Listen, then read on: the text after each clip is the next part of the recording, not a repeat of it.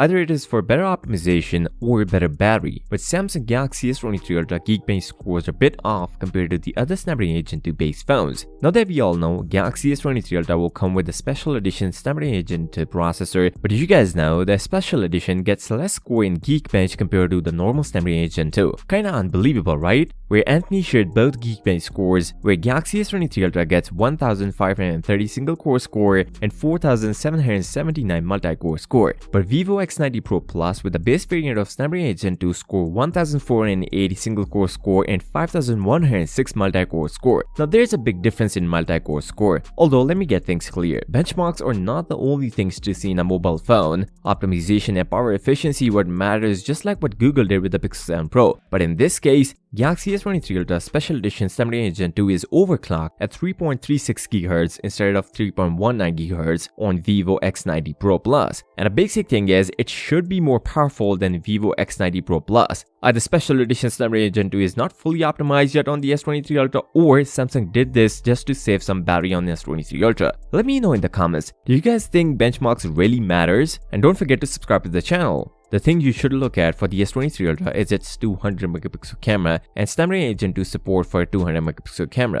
As according to Qualcomm, Snapdragon Gen 2 is fully optimized with Samsung ISOCELL HP3 sensor, which was used in other Android smartphones, but Samsung will going to use a special sensor ISOCELL HP2 in S23 Ultra, which allow users to record 8K video at 30fps and 4K video at 120fps. And it will get 3 modes, 200MP, 50MP, and 12MP, and will come with a no shutter lag which was missing from last couple of Galaxy devices. And as per rumors, Samsung is going to add a new portrait video mode which will allow users to record portrait video at 2.8K or 4K resolution just like the iPhone 14 Pro Max. Samsung is also working on the firmware of a Galaxy S23 Ultra, and the good news is, we are going to get a One UI 5.1 instead of One UI 5.0, and a software update for the next year Galaxy devices are great, where Samsung is going to collab with Google to give OS update much quicker than before, and as per reports, all supported Galaxy devices will get Android 14 update by the end of next year. Apart from overclocked CPU, Galaxy S23 Ultra will also going to get an overclocked GPU, 719MHz instead of 680MHz, so we can expect a great performance out of Galaxy S23 Ultra, and also the new power efficiency measures Galaxy S23 Ultra go long much longer than the S22 Ultra, with 40% CPU power efficiency and 45% GPU power efficiency.